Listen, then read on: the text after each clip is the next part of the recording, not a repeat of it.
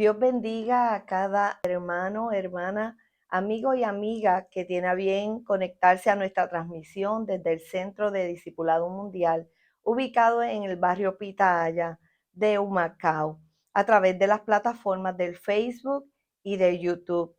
Les saluda su hermana en Cristo, Ibelis Castro, y en esta noche quiero compartirles una breve reflexión acerca de 7 aspectos por los cuales debemos orar. Como bien sabemos, ¿verdad? La oración es una de las mayores bendiciones que todo creyente puede disfrutar mientras estamos en esta tierra. Por medio de ella nos comunicamos con nuestro Padre Celestial y buscamos su guianza diariamente, así como apartamos tiempo para conversar y relacionarnos con alguien a quien nos interesa conocer. De esa misma forma, debemos procurar apartar tiempo con nuestro Padre Celestial. La oración es imprescindible en la vida de todo creyente y cuando oramos, ¿verdad? Estamos reconociendo que Él es Dios, que es santo y que está por encima de nosotros y solo podemos alcanzar a comprenderlo en la medida que Él se revela a nuestras vidas. Precisamente es la oración, esa invitación que Él nos hace para que lo conozcamos. Él desea que lo busquemos. Nuestro Dios desea que tengamos comunión con Él. En Santiago capítulo 4, versículo 8 dice que cuando nos acercamos a Él, Él se acerca a nosotros. La oración también es la armadura espiritual que Dios nos da. En Efesios capítulo 6, versículo 18, el apóstol Pablo exhorta a que permanezcamos orando en todo tiempo, con toda oración y súplica en el Espíritu, y velando en ello con toda perseverancia y súplica por todos los santos. Es de suma importancia que en estos tiempos difíciles la iglesia haga uso de la oración para prevalecer contra las acechanzas del enemigo. Sin embargo, debido a la rapidez, ¿verdad? Con la que se vive y el constante bombardeo de toda clase de distractores, en ocasiones limitamos nuestra vida de oración. Pasa que vamos a la presencia de Dios enfocados tal vez en nuestras propias necesidades, nuestro propio crecimiento espiritual o las necesidades de nuestras familias y amigos, olvidando que como iglesia también tenemos el deber de orar por las necesidades en el cuerpo de Cristo. Y hoy quiero destacar la importancia de que apartemos tiempo para orar los unos por los otros. En el cuerpo de Cristo a todos se nos ha encomendado ejercer el ministerio de la oración, ser colaboradores, en otras palabras, en la oración. Pablo a menudo pedía incluso, rogando, que sus hermanos en la fe se mantuvieran orando. Pero os ruego, dice él en Romanos 15, versículo 30 al 31, pero os ruego, hermanos, por nuestro Señor Jesucristo y por el amor del Espíritu, que me ayudéis orando por mí a Dios para que sea librado. Santiago capítulo 5, versículo 16, al final dice que la oración eficaz del justo puede mucho. En la versión Dios habla hoy, dice, la oración fervorosa del justo tiene poder. Quiero mencionar de 7 aspectos que no siempre incluimos en nuestras oraciones y por las que debemos orar como iglesia amada del Señor. Estas van más allá de nuestras peticiones individuales. Nos da la oportunidad de que podamos interceder por otros. Primeramente, debemos orar para que seamos libres de tentación, nosotros y nuestros hermanos en la fe. Una vez que hemos confesado nuestros pecados y hemos pedido perdón a Dios, debemos orar para que nos mantenga salvo de toda tentación y pecado. Sabemos que el enemigo está como león rugiente buscando a quien devorar, ¿verdad? Él vino para matar y destruir, nos dice la palabra. Así que debemos buscar la protección de Dios para evitar caer en situaciones peligrosas. En la oración más conocida de la Biblia, Jesús nos instruye a orar. En Mateo capítulo 6, versículo 13, mientras él oraba, decía, no nos metas en tentación, mas líbranos del mal. Esta es una oración que se repite a lo largo de la Biblia de diferentes maneras. En el Salmo 19, versículo 13, el salmista oraba, guarda a sí mismo a tu siervo de los pecados de soberbia, que no se enseñoreen sobre mí. Entonces seré íntegro y estaré libre de gran transgresión. El mismo Jesús, según narra Lucas capítulo 22, versículo 40, le dijo a sus discípulos, orad que no entréis en tentación. Y oraciones como esta deberíamos incorporarlas en nuestras propias oraciones. Punto número 2. Debemos orar para que la iglesia de Cristo ame y comprenda la palabra. Que no nos conformemos con leer la Biblia nada más, sino que cuando la abramos, cuando la estudiemos, cuando la escudriñemos, podamos admirarnos de las maravillas de Dios, que sea alimento para nuestra alma. El escritor del Salmo 119, en sus expresiones, demuestra que ama y desea la palabra de Dios con una pasión que nosotros también debemos procurar. Él clamaba a Dios diciendo, abre mis ojos para que vea las maravillas de tu ley. Así lee el Salmo 119, versículo 18. En lugar de simplemente marcar la lectura de la Biblia como una tarea más, oremos para que Dios nos llene de amor por su palabra, que abra nuestro entendimiento y nos dé sabiduría en abundancia para comprender lo que Él nos ha revelado.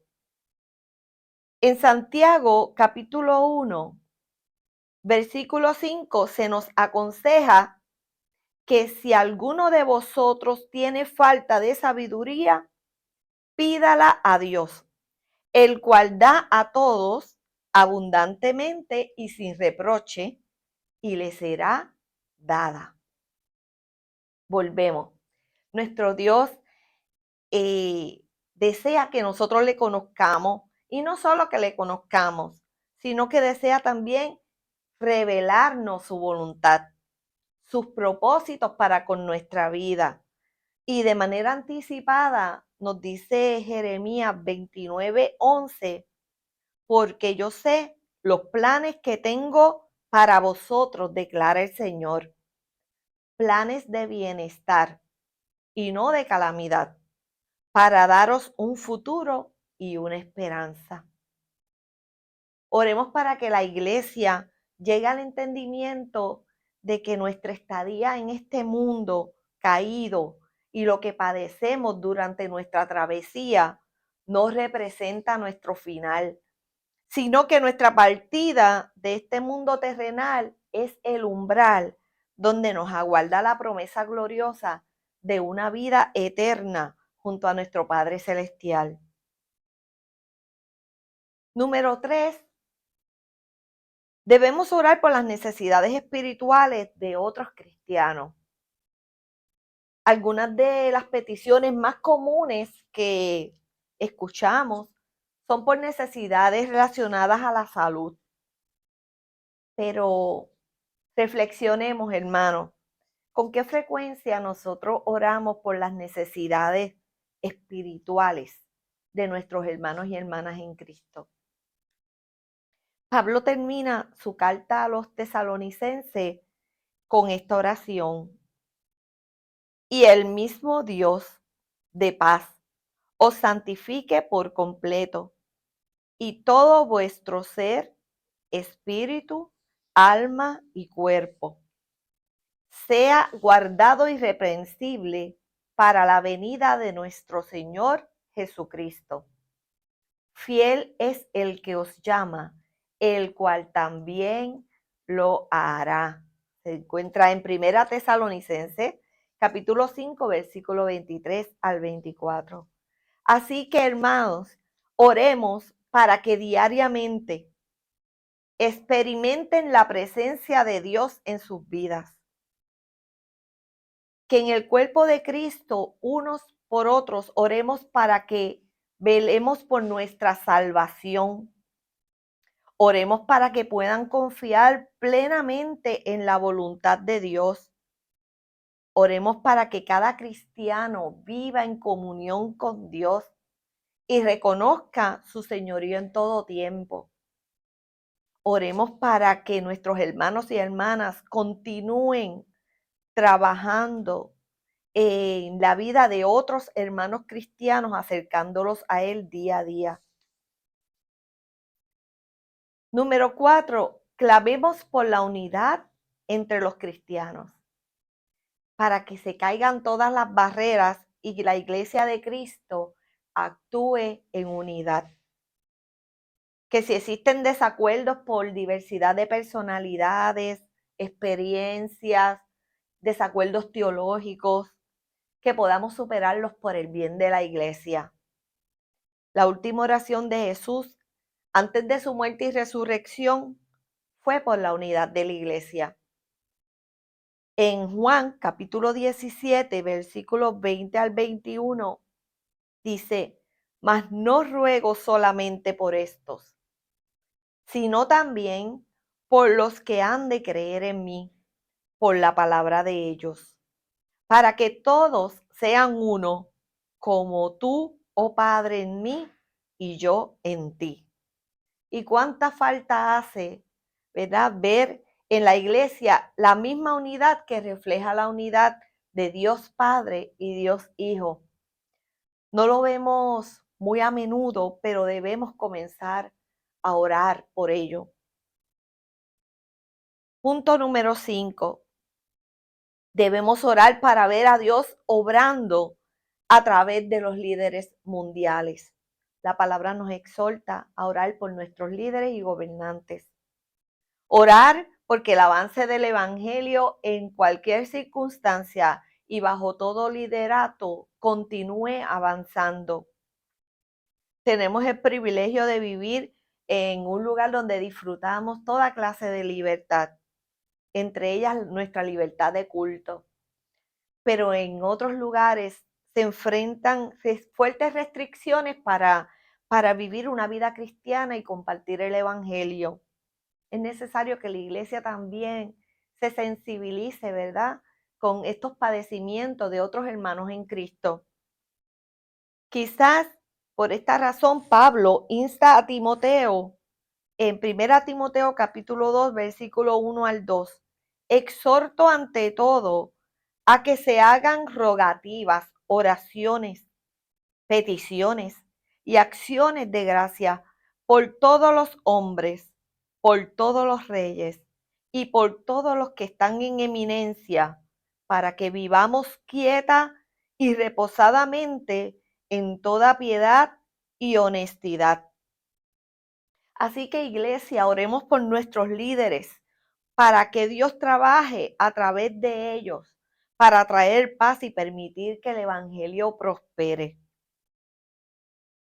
Punto número 6. Hay gran necesidad de orar por los cristianos que enfrentan persecución.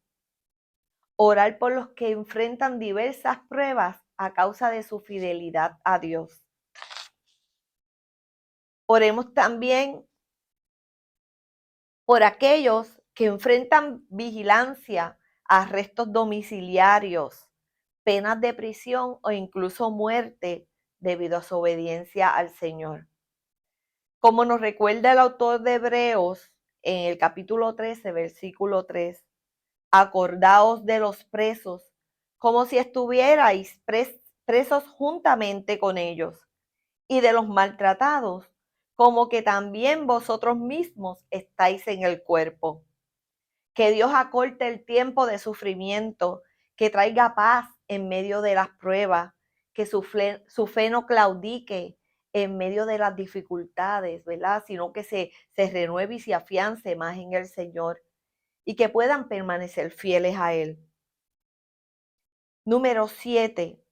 Como iglesia debemos orar por el regreso de Cristo al mundo.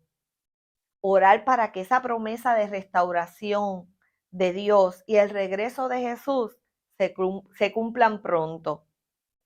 La exclamación que se encuentra en Apocalipsis 22, versículo 20 dice, amén, sí, ven Señor Jesús. Y si bien no nos gusta pensar mucho en el fin del mundo, es un tema, ¿verdad?, que causa algo de temor, esperamos con ansias el fin del mal y el sufrimiento que vemos hoy día. Anhelamos poder vivir plenamente y sin pecado con nuestro Dios en el cielo nuevo y la tierra nueva que Él nos promete. Entonces, iglesia, oremos para que venga el reino de Cristo de una vez por todas. Mateo capítulo 6, versículo 10 dice, venga tu reino, hágase tu voluntad, como en el cielo, así también en la tierra. Y animémonos unos a otros con estas palabras mientras esperamos la venida gloriosa de nuestro Salvador. Oremos.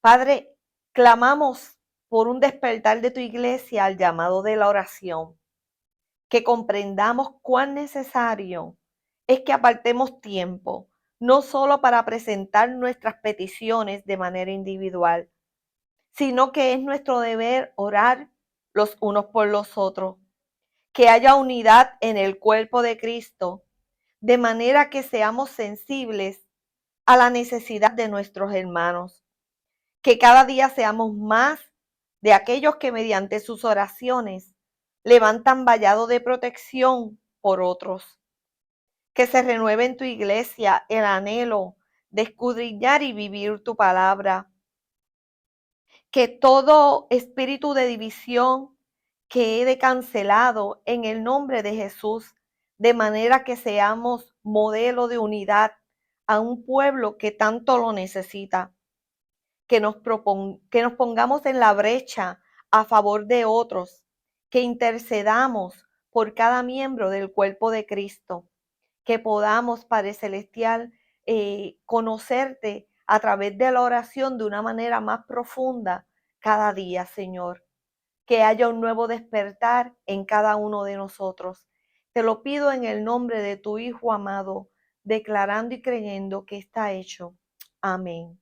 Dios les bendiga.